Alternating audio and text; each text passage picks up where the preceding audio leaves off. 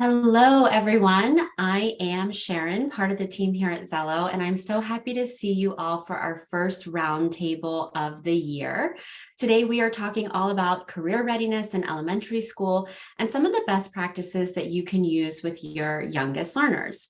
Our panel discussion is really going to start focusing on starting early and how you then build a future readiness program in elementary school, how that plays an integral role in keeping students engaged not only through middle school, but all the way through graduation.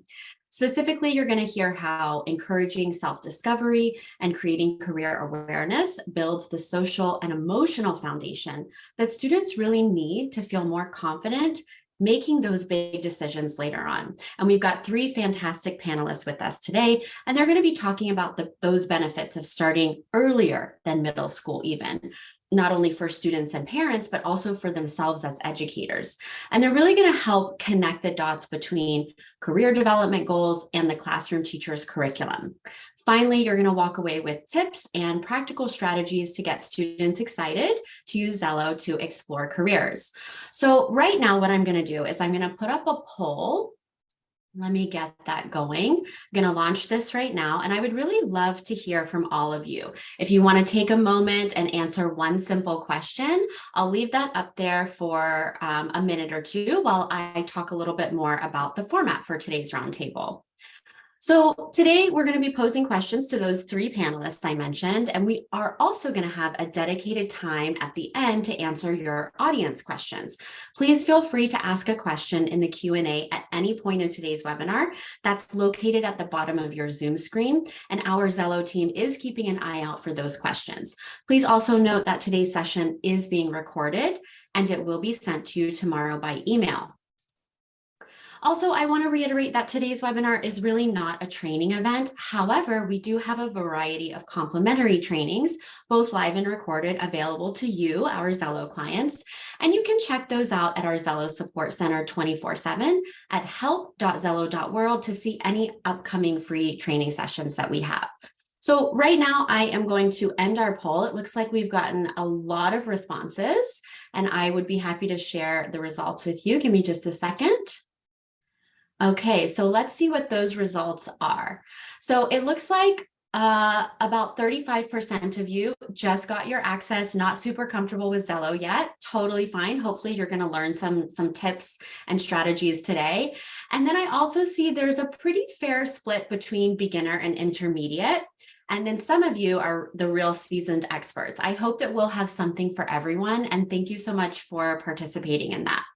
I told you I'm Sharon, part of the team here at Xello, and I'm also just going to take a moment to introduce our company a little bit more.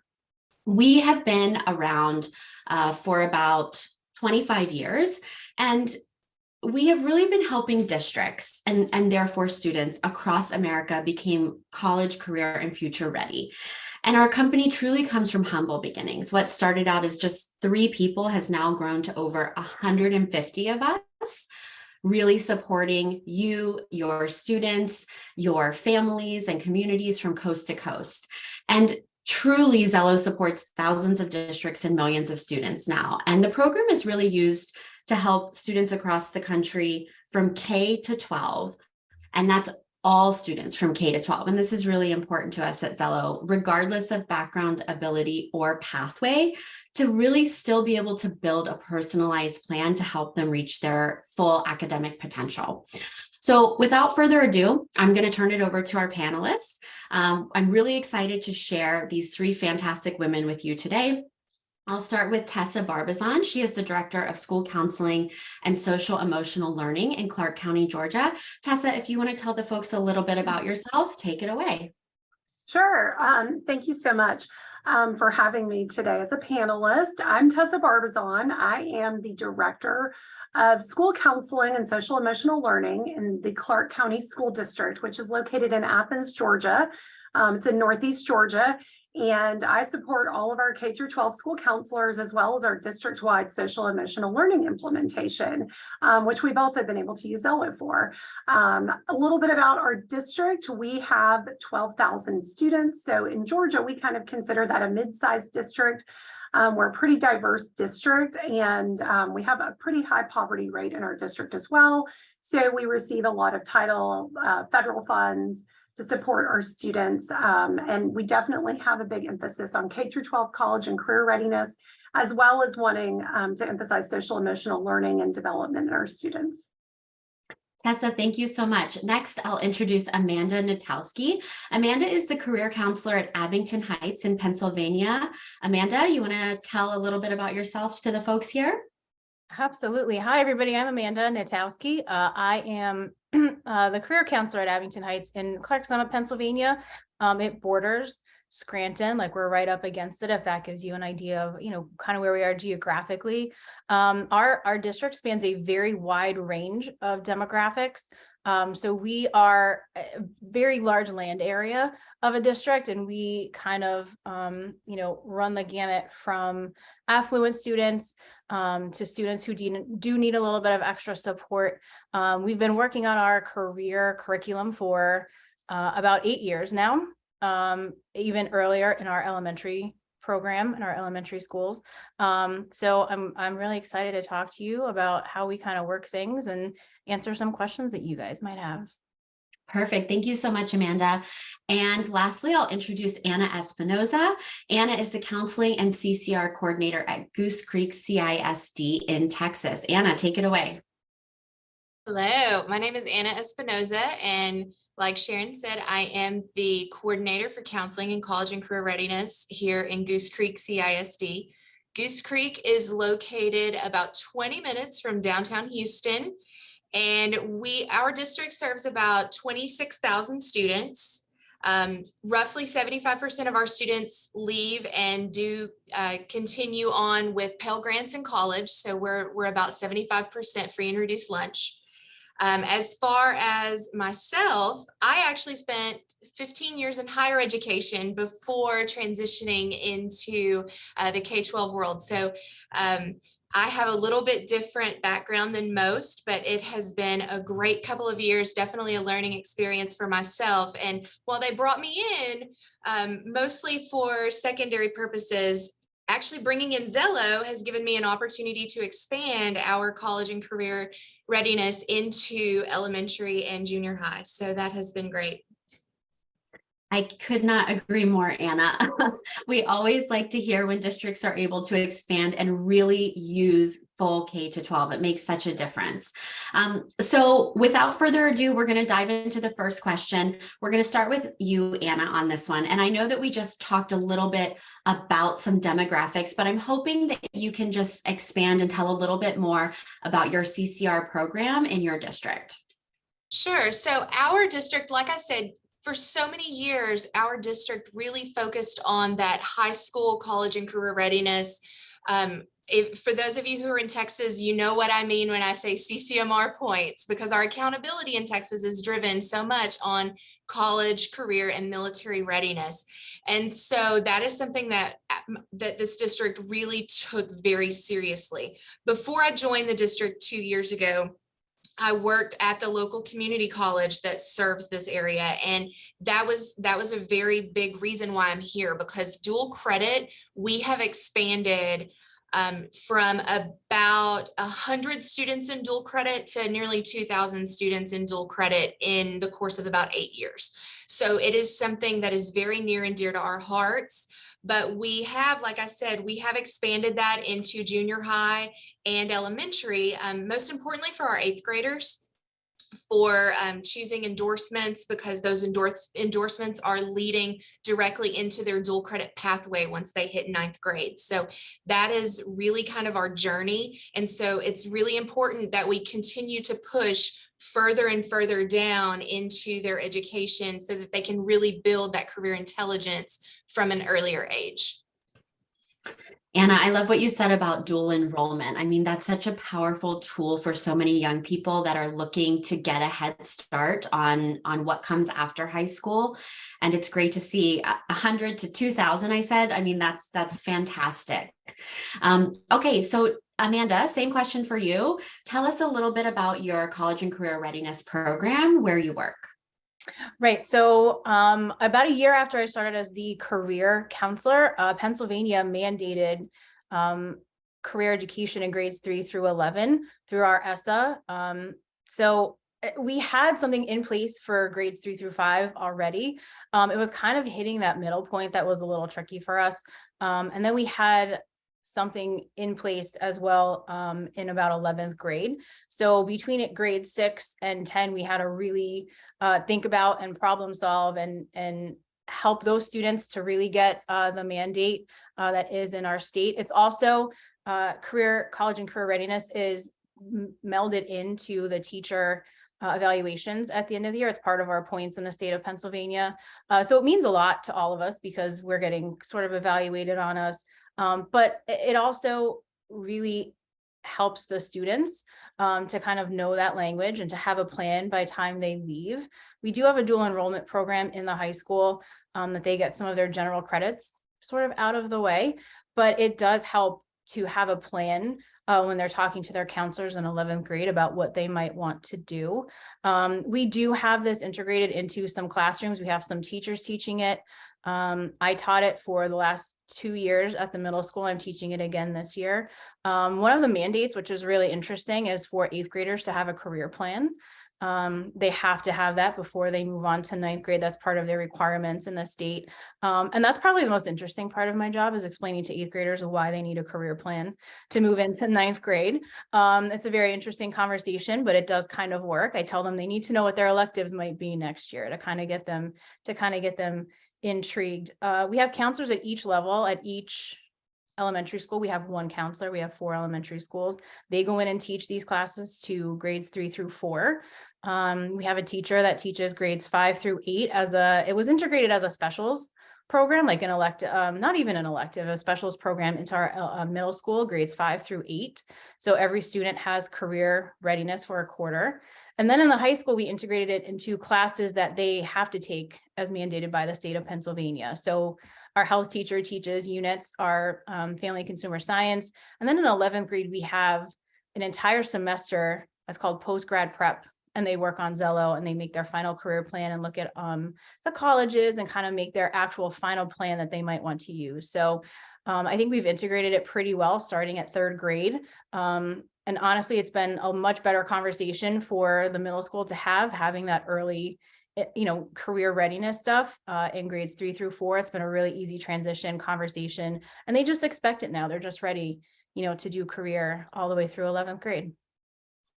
Amanda, I love what you just said about the expectations. I feel like if you do set those expectations earlier on, it does make it easier to have those bigger, more meaningful conversations later when it's not the first time that they're hearing that terminology or even being exposed to the idea of a career. It sounds like you guys have a lot of good stuff going on at every grade level. So we'll definitely hear more about that. But finally, I would like to ask Tessa, same question. Tell us more about your CCR program and your district. Yeah, sure. So, in Georgia, it's kind of interesting because listening to Anna and Amanda talk a little bit about, some of the state mandates, K through 12 in Georgia shifted a little bit. A couple of years ago, we used to have a sort of K through 12 requirement that had an impact on what we call our CCRPI, our College and Career Readiness Performance Index, which is our scoring metric in the state of Georgia. Interestingly enough, the state decided to no longer have any sort of scoring impacts for schools tied to those college and career readiness metrics. So that can be, as many of y'all, that are maybe in attendance today are thinking, it can be a blessing and a curse a little bit with that. On one hand, as counselors, we definitely have to make sure we're advocating to keep our college and career readiness programming to the forefront of people's priorities. But on the other hand, it sort of frees us up a little bit from things not being overly mandated to be able to really do what we know works best with our students and what they need the most. So in Georgia, we have a focus at the elementary level that's on certain career clusters. Even though it's no longer required that we teach certain set lessons, it was a couple of years ago, that kind of left us in our district in a place where we realized we needed some additional support from tools like Xello to make sure that we have some consistent and solid programming occurring in our elementary schools. But essentially, while we don't have any mandates, we really focus on those industry-ready career clusters, making students aware of what those are, understanding career and work readiness concepts at the elementary level. And then when we move into middle and high school, we're really focused on specific exploration and aptitude assessments that align with something in Georgia that we call the bridge law. In high school, we really start to focus, beginning in 8th grade, really on what we call individualized graduation planning, very similar to what Amanda was describing, but we call it an IGP, or an individualized graduation plan. Every 8th grader is supposed to complete one before they enter into high school. And then as they matriculate through high school, they're supposed to continually be updating that.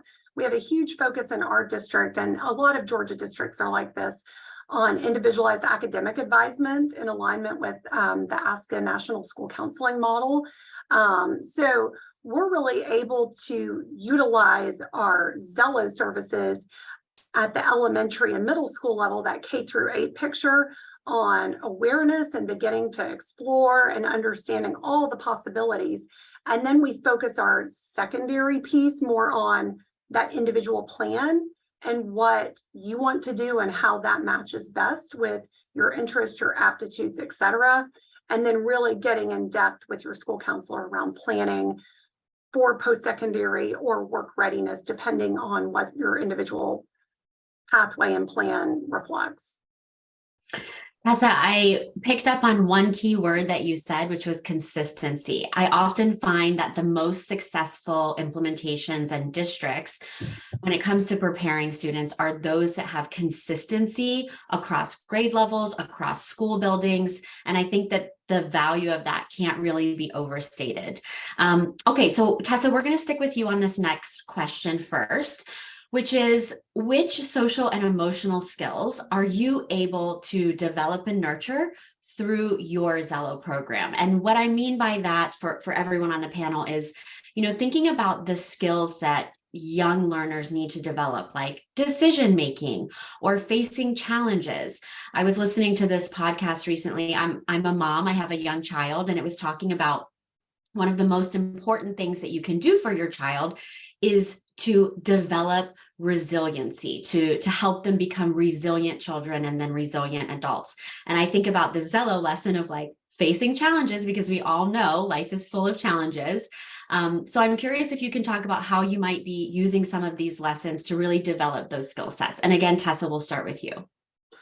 So a big part of the work that I do in our district is making sure that we have comprehensive social emotional learning aligned with the CASEL model. That's the Collaborative for Academic and Social Emotional Learning.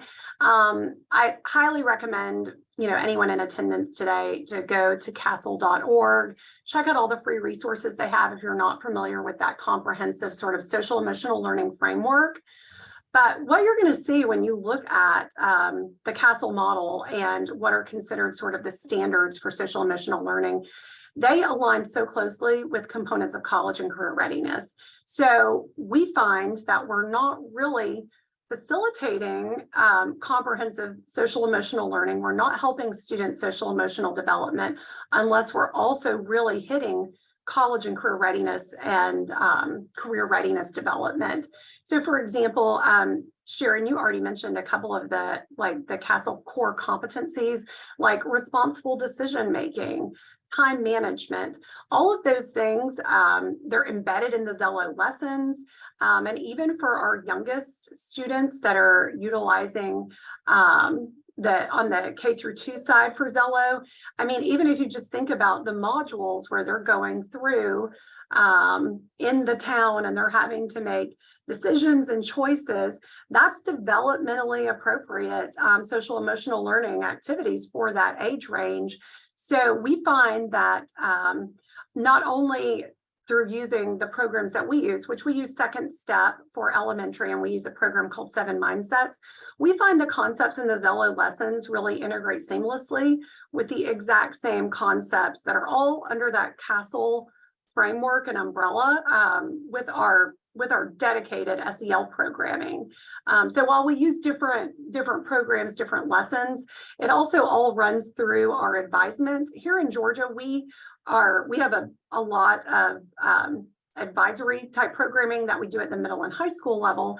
Elementary school, almost everything runs through that core, primary teacher that the student has throughout the day.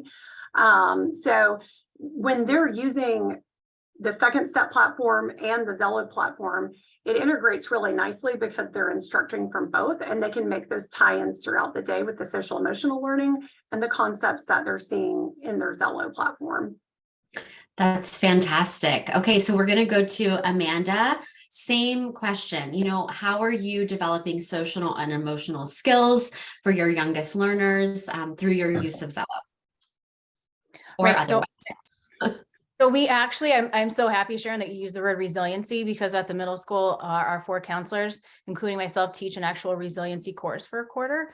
And one of the components of resiliency is identity, right? Like knowing yourself, self-compassion, and using if we're looking at 3 through 5 and we're looking at that program, just even the interests, right? Being able to identify their own interests, kind of understanding who they are, documenting what their skills might be at the moment, is a huge part to knowing who they are and how to start developing that very baseline of those skills to help with the whole resiliency, right? And the social emotional learning we're talking about. I love the facing challenges lesson in grade 5 that I think is probably my favorite lesson throughout all of Xello. I was able to hold that particular course, that particular lesson, with a discussion that followed beforehand. And it was such a great conversation with my 5th graders. They were also able to connect with each other, right? Which is that other part, is having that empathy with each other, and talking about all of the things that they did kind of struggle with. And the great part about using that specific 3 through 5 with Xello is those skills, kind of like what Tess was saying. Pennsylvania has their own career and education work standards, and things like, being able to overcome challenges is like right in there for the state of Pennsylvania, as well as identifying interests and skills and decision-making, understanding why future learning is important, which is another lesson that we use in grade 5. But time management, decision-making, all of those things are part of what our state requires us to teach. And the fact that they're in Xello makes it so easy for us to use. The decision-making lesson in 6th grade, I love it. I think it's really cute. The kids like it because they're not deciding like something really big about their future. They're kind of just deciding something, that's fun for them. And the time management lesson also helps us to kind of learn all that stuff. But we are using it to start the very base, especially in the younger levels, grades 3 through 5, to start with that identity piece of it and students knowing who they are, which also goes into our counselors' lessons at the elementary level, and as well as our lessons kind of throughout all of 3rd grade through 8th grade, but having them right there and knowing that they hit all of our standards, and knowing that Pennsylvania was cognizant enough to put some of those social emotional skills into that, because it's a huge thing when you're in a career and you're in the world of work, and deciding what you want to do. So yeah, that I was glad you brought up resiliency and that facing challenges lesson, because I will say that is absolutely my favorite lesson to, address empathy and identity and work on that social emotional piece for sure. That's awesome, Amanda. I wonder how many audience members are right now like looking up that lesson in Xello simultaneously. Okay, so Anna, we're going to go to the next question, and we're going to start with you on this one. So I'm curious, how do you make future readiness and the CCR activities that really prepare students a priority in your school or district? And I guess following up on that, what are some of the engagement activities that you focus on to support that? Sure. So every one of our levels operates very differently, as I'm sure most of yours do as well. But with our elementary levels, our counselor on that campus really takes that leadership role in Xello. They will act as our administrator for that particular campus. And they actually integrate their lessons in with the SEL program that we use as Character Strong. And they go in, as frequently as they can and meet with those classrooms. And so that's something like Tessa had mentioned, you really have that primary teacher. So it's easier for the counselor to go to them and have those lessons during their dedicated time. As far as our junior high students, we tend to lean more on advisory periods for our dedicated time for Xello. And another thing that we have really integrated well with on all levels is Avid. I don't know if that's something that most of you are familiar with, but Avid is a huge part of our district. And so that is something that we have teamed up with every Avid coordinator on each of our campuses. And we have made sure that they are going through the lessons with the students in their classroom as well. And then as far as our key engagement activities, I mentioned earlier that 8th grade is extremely critical with our college and career readiness program. And that was the main reason why we chose to bring Xello into our district, was because in Texas, students have to choose an endorsement in the 8th grade moving into 9th grade. And so we purchased this program specifically for that reason. We wanted those students to really learn the language and really increase that career intelligence in the 8th grade so that they could have a more in-depth understanding and a better reasoning behind why they're choosing that endorsement. And like I mentioned, that endorsement is leading directly into many of their dual credit pathways, because in Texas, we start dual credit in the 9th grade. So it just starts and it just flows. It's an easy flow for students. And so if we are able to break it down into those younger grades, it will follow them, because I'm sure most of you know what they do in 6th grade, they can still see in 7th and 8th grade. So that's one of the beautiful things about this program to me, is that it allows the counselor to be able to see and follow them, so that, it's easier for the transition for both the student as well as the advising piece for the counselor. So those are just a few of the things that we're doing. And Anna, I think one thing that you mentioned that really makes your district successful is having a designated appointed person at each campus or building in each grade level, so that they really take on ownership of how this is going to be used with students and can really dive in. And I think that that is key. Sometimes it gets messy if you don't have someone leading the charge like that. Amanda, we're going to go to you next. Same question. So this one was hard for us. This was pretty difficult. Like I said, we had our 3 through 4 already implemented. They did an excellent job at the elementary school. The one thing that I will say that they use a lot is in 4th grade, they have a career day, and they take a little field trip to one specific elementary school, and they get to choose 3 professionals to switch around to, and they have 20 minutes to talk to these professionals. And it's such a great culminating activity for the elementary schools at the end of 4th grade. And at the end of the school year, we do it in the spring, so that, there's kind of a little more pep in their step, and they're so interested, they're so intrigued. And it's a really great culminating activity. So that's how they say, when you're doing career day, these are the things you're going to be looking for. And that's how they kind of get that buy-in. The middle school was hard. Our 5th through 8th grade was difficult to make this a priority. We tried a variety of different ways. We tried pushing in, having myself push in for a few lessons in every grade. We tried having teachers run it. And we hit a lot of hurdles. It's a big span, right? 5th through 8th grade is a big developmental span. So finally, we did end up making it a special that all students had to take. I taught it. It was great. It was so much fun. But this one was hard to do. It took a lot of planning, replanning, going back to the drawing board. That part was a little more difficult. In our high school level, like I said, we ended up putting it in classes that were already mandated. And the big culminating activity there is a career fair, where they get to go and walk around and talk to certain professionals. Teachers use it as extra credit for classes. They bring their classes. So instead of having class that day, they just bring them to the career fair so they can talk to professionals. That's my favorite day of the whole year. It's so much fun. really do engage with the professionals that are there at the high school level. The middle school level needs a little more guidance in all of that. And the fourth grade, the fourth grade is just an absolutely captive audience. So it took probably until, I would say, 2 years ago to really get this program moving. So it did take me and our administrators about 5 years to really get this up and moving, and to help other people and other faculty know that this is a priority, right? This is where we're going. Students need to know what their future plans are. And then we have that culminating class in 11th grade where they can really make all of these plans. But it was a struggle, and we have a variety of different people teaching it at different levels. Like I said, the counselors teach it in grades 3 through 4.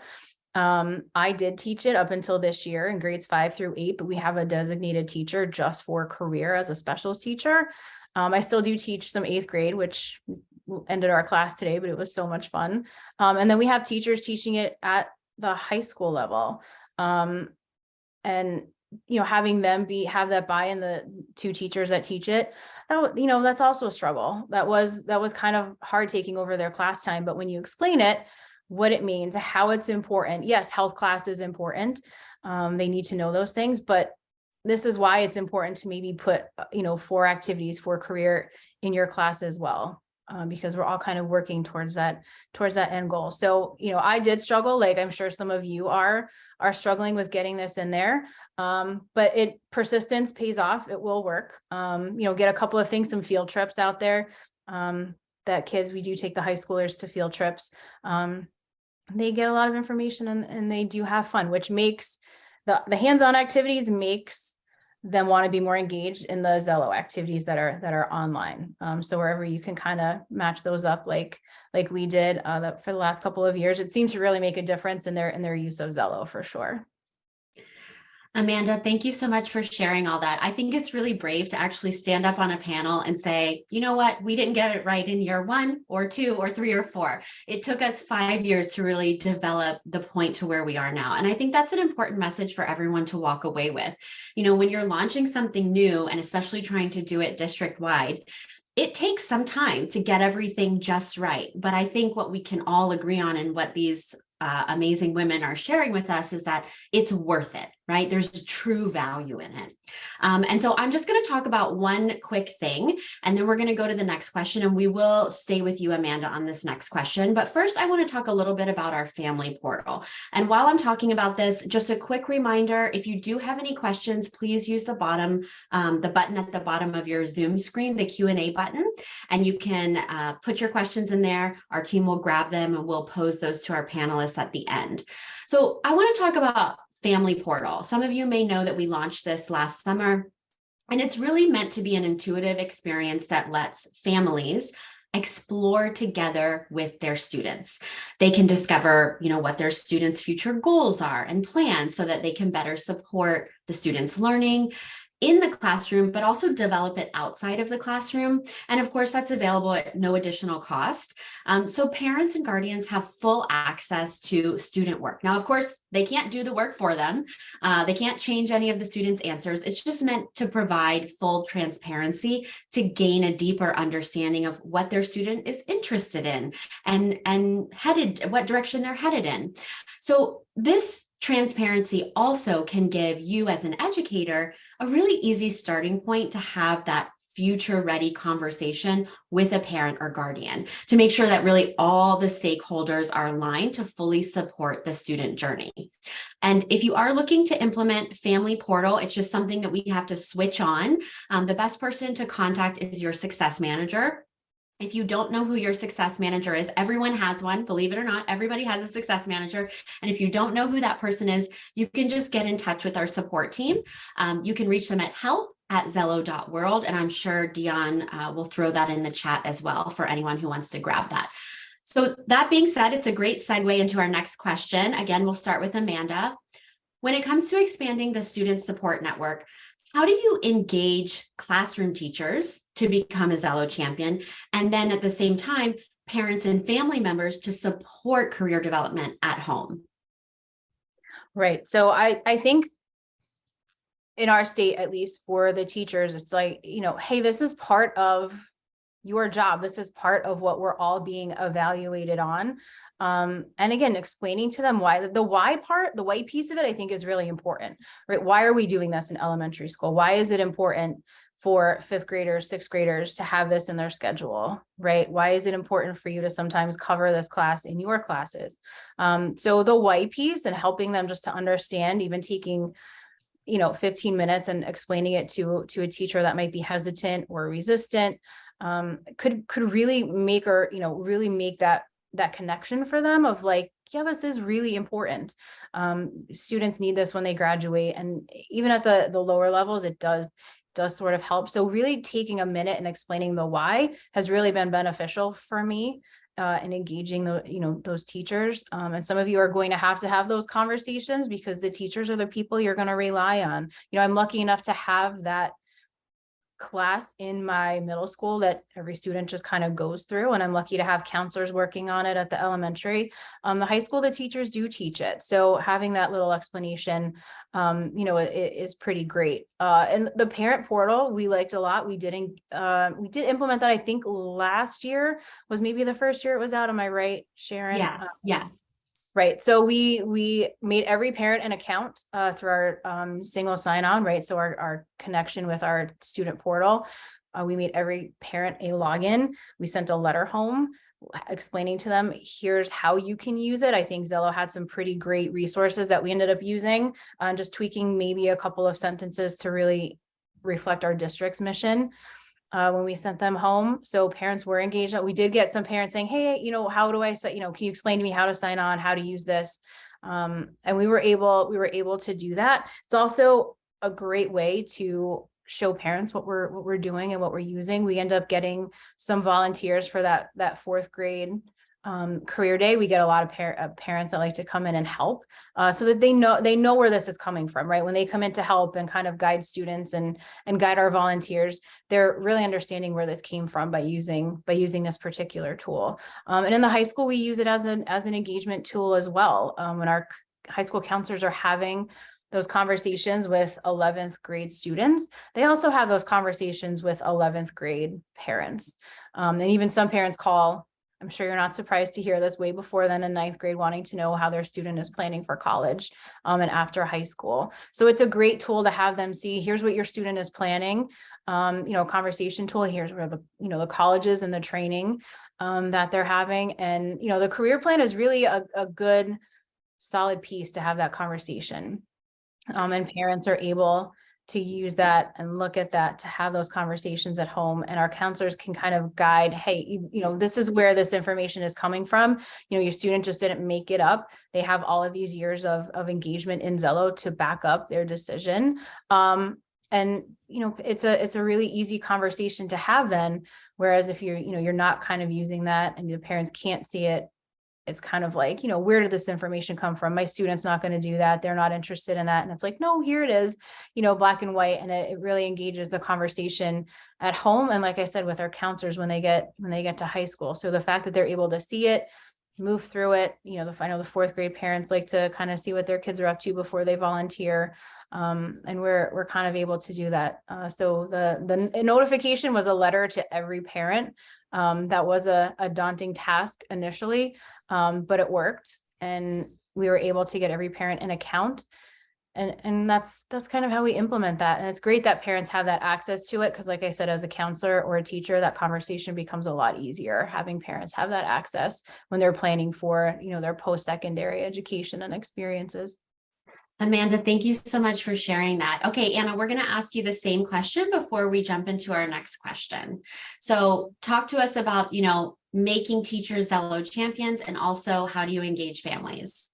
Sure. So, one thing that we have not jumped into the parent portal yet, and that's something that we have talked about, and we plan to do that with next year's group.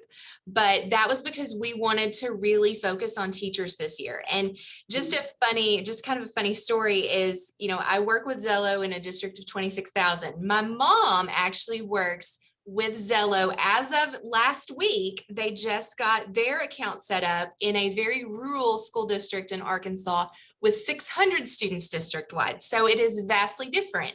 But I kept telling her Xello, Xello, Xello. And so when they looked into it, they really saw the value. So I told her, I said, here's the deal.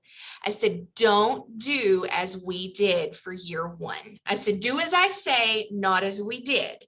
And that was with specifically teachers, because we, like Amanda mentioned earlier, we got it wrong. We did not put our teachers in our first year upload, and we regretted every second of it.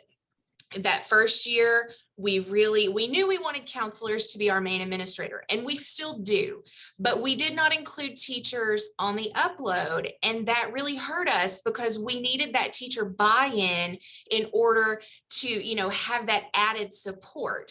And so that was the very first thing when we got ready for year two. I told our success manager, I said, we have to get our teachers this year. So that was something that we worked on. And in doing so, we really hit the ground and ran with it early. In August, we have, instead of traditional professional development, we have a district-wide conference. So imagine a conference of 4,000 educators over 2 days. And we had several sessions that covered Xello in that conference for both secondary and elementary levels. And so we really educated our teachers there, told them what to expect, went through the demo with them. And then, and we also hit that very hard during our PLC meetings regularly. Our counselors will go in on their campus and they will lead Xello sessions. And then, as well as here on the district level, I work with Avid and then our counselors as well.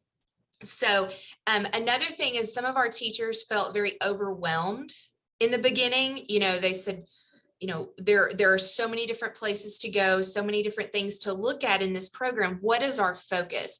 So I developed just a one sheet hyperlinked emailed document that it wasn't anything earth-shattering that I did. I just went through the Xello support page and went through those resources and found ideas for both elementary and then a separate one for secondary teachers that would help them as kind of like a one-page resource for teachers. And it's something they could save to their favorites and frequently revisit. So that has really helped us a lot as well. But again, if I can just stress one thing, again, do as we say, not necessarily as we did, and include those teachers and get that buy-in early. So that's probably the best advice I can give as to how we've gotten the teacher engagement. And Anna, I bet a lot of people in the audience are wanting that one-pager teacher resource. Absolutely. I'd be happy to share it. Perfect. Okay, so I want to make sure we have time for audience questions. We're going to switch it up a little bit and do a lightning round on the next question. So let's try to keep the answer like 1 minute or less really quickly. We'll start again with you, Anna. What engagement tips or examples can you share that got your youngest learners, so specifically the young ones, to really get excited and explore future options? Sure. About me. We always say start with the about me section, because they will learn that self-efficacy and that self-identification there, and then break it down from that. So if they don't even touch looking at colleges or careers in the first semester, that's okay. Have them start with learning about themselves, and that will get them excited. Perfect. And Tessa, same question. So one of the things that we did, of course, the counselor is the primary user, but going in, introducing it to the student, similar to what Anna said, get them started, let them play around.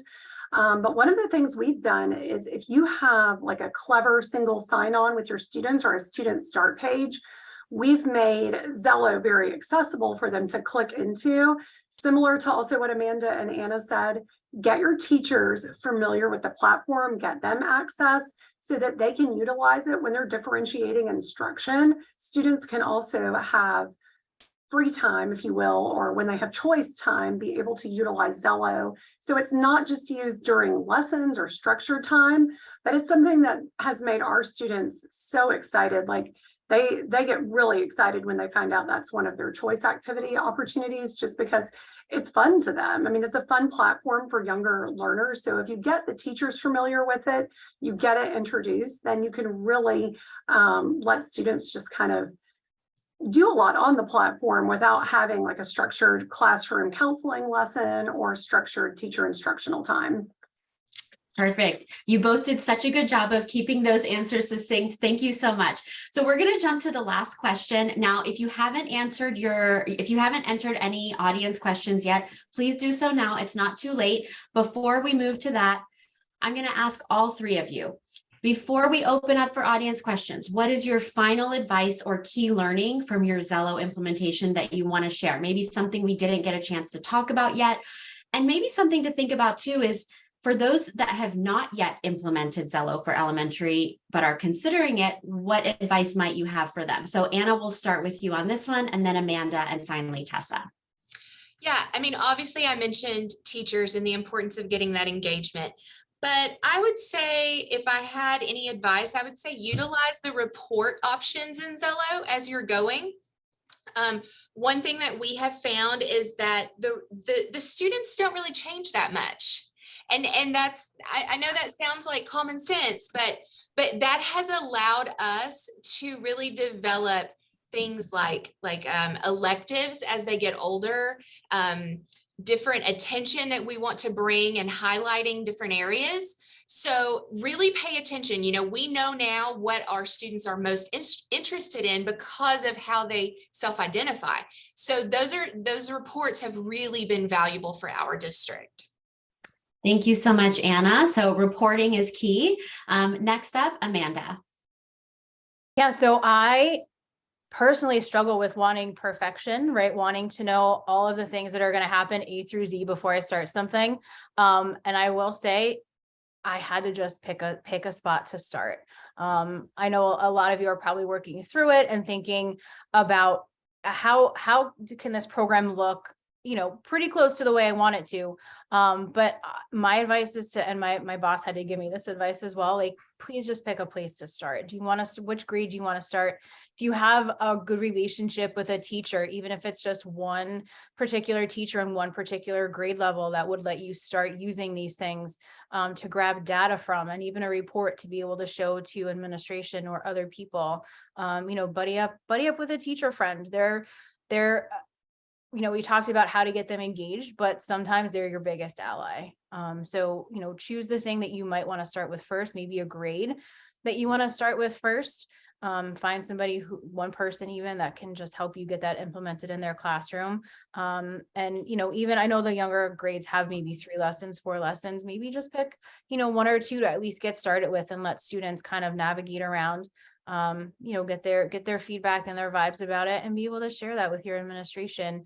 And, you know, hopefully that teacher then will, you know, like ours did, kind of was like, you know, this is pretty great. Here's how it was, you know, we had a really fun class and a really fun day. So I would just say, if you're struggling to figure out where to, you know, how to get this program perfect before you launch it, just pick somewhere to start, because it's going to be, you know, like Anna had said, it's going to be something that you learn from, right? It's going to be a constant way to learn, and a constant way to fix and figure out how to work it better and how to make it fit best. So instead of kind of tripping over all of that at the beginning, just find a teacher to buddy up with, and maybe, you know, pick one piece that you want to start with, one grade, and kind of start there for sure. I like that. It's like, pick a direction, take one step forward. Great advice, Amanda. And finally, Tessa, what final advice or key learnings do you want to share? I would just say, I mean, I've been working with Xello this is my 5th year now. You've got to integrate it into other initiatives or things going on in the school. You know, get your administration to talk about it and talk it up. Get Amanda touched on this. Make sure they understand the why. But if it's not connected to other things that your school is doing or prioritizing, it is going to feel like one extra thing for the teachers, or even if you're a school counselor, it may feel like one extra thing. How can it not be an extra thing, but be a tool that's utilized to do the important things or the priorities that the district has, the state has? How is it a tool to help you meet those priorities versus something additional that has to be done? If you can't kind of lead and integrate it and implement it from that lens, it's hard to keep it sustainable. So I would just say that you're going to have a lot more sustainability with Xello usage over time if you make sure it's integrated with all of your other priorities and initiatives. Great advice, Tessa. Okay, so we do have a few audience questions, and we are going to transition to that now. We apologize if we don't get to everyone's question, but our team has been monitoring and they're feeding me questions on another screen I have over here. So let me start by saying a couple of you wrote in to say Garfield and Ann as examples. You know, you guys love K-2 Career Town. You love the lessons, we call them missions, but they can be a little bit repetitive, right? And so basically what you guys want to know is, when are we releasing more? And we did get an answer from our product team. They said, it's something that we're exploring. We love the enthusiasm. Thank you for continuing to suggest it. And it's something that they're going to put in a list of many things that clients are telling us. Here at Xello, we really appreciate client feedback. And that's something you can always share with your success manager. And we do prioritize things that clients are telling us. So we really appreciate that feedback. I'll also jump, this question is from Dr. Dusenberry. Maybe Anna, you might want to take this one maybe. How often do the teachers in grades K-5 engage the students with Xello? Do you know? I think it's really on a case-by-case basis. You know, the counselors will combine with Character Strong, and so they go in for their regular lessons, and so it's pretty regularly. But I know once you really get the students started, just like I think Tessa was saying, they will use their choice time or whatever your district calls it. We actually we are a single sign-on, and we have like a portal that looks similar to the App Store, and so our students actually started finding Xello 2 months prior to us going live. We set up and we finished our training in October of that year, and we're going to do a big launch in January. And we already had several hundred students who found it and were repeatedly getting into the program, my own child included, you know. And so that's one thing. And I will say, with teacher buy-in, to encourage teachers, show them the demo. If they see the demo for themselves, they will get hooked. You know, I have even had administrators come to me and say, hey, how do I get a demo? Because I keep hearing my teachers talking about how cool this is. So I really think that if you give them some type of PLC activity where they can get in and explore and play around, do the About Me like they are a third grader or a fourth grader, it will hook them, and they will be able to really energize themselves with ideas to work it into their classroom experience. Thank you, Anna. Okay, this next question, I'm not sure who's best positioned to answer it. It's about virtual delivery. So Sandra says, our virtual school does not yet use Xello, but is considering it. Would you recommend implementing Xello K-5 at a virtual school with a school counselor having to be the main guide or administrator for those students? Any advice around this? Just Tessa? Well, I will say, since, I mean, we've had Xello for, and since I've been in my position, so, you know, this is my 5th year. So when we were virtual during COVID, we did not have any elementary sites, but our middle school counselors and high school counselors utilized Xello virtually during that time. I think you just have to make sure, like, whatever platform you use for virtual instruction, again, like we've already mentioned, the students typically, once they know how to access it and how to use it, will have some innate usage, but you would want to at least introduce it with a guided lesson and experience. And then I think you just have to decide strategically how you want to use it, or what the expectations are around usage, maybe defining some of those parameters. Is it something where you want a weekly guided experience? Is it something that you want the classroom instructor to try to integrate maybe into social studies or into some other area?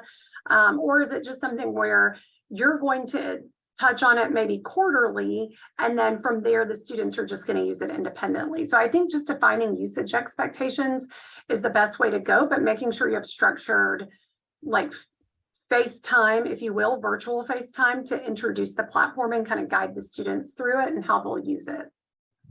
It can also help if we do a parent event as well.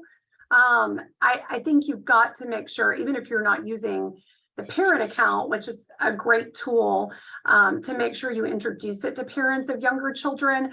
I know that what we ask the counselors to do is to really make sure in multiple parent events that they're talking about what they do for career readiness at the elementary level, because a lot of times it gets assumed that it's more of a middle or a high school thing.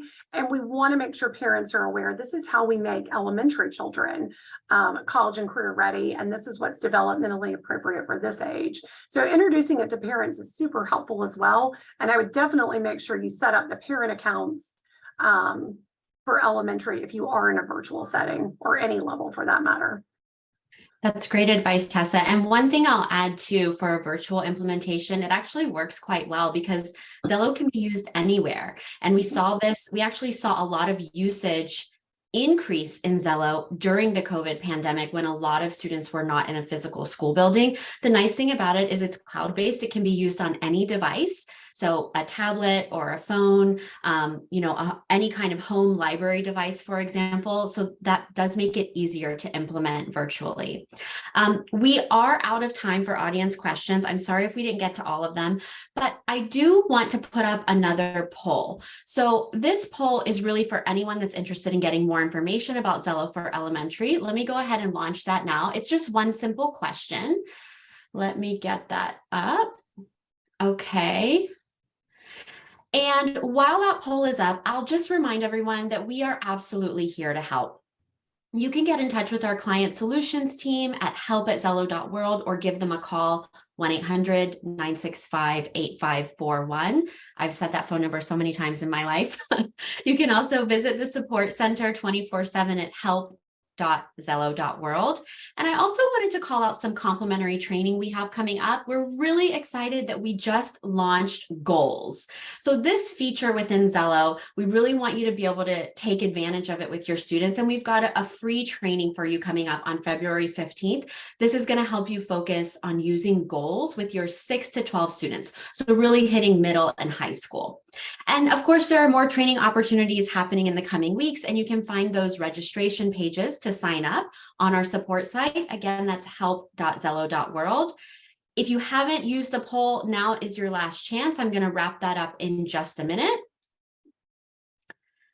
Okay, it looks like actually we have a lot of people responding. That's excellent. I'll go ahead and end that now. And again, if you didn't get a chance to say, that you want to get more information, please reach out to us. And here are some other ways that you can actually join our community. So there are lots of Xello users. We've got Pennsylvania, Georgia, and Texas represented here today, but in every state. And you can really connect with other Xello users or us. You can tweet at us, join Facebook or LinkedIn.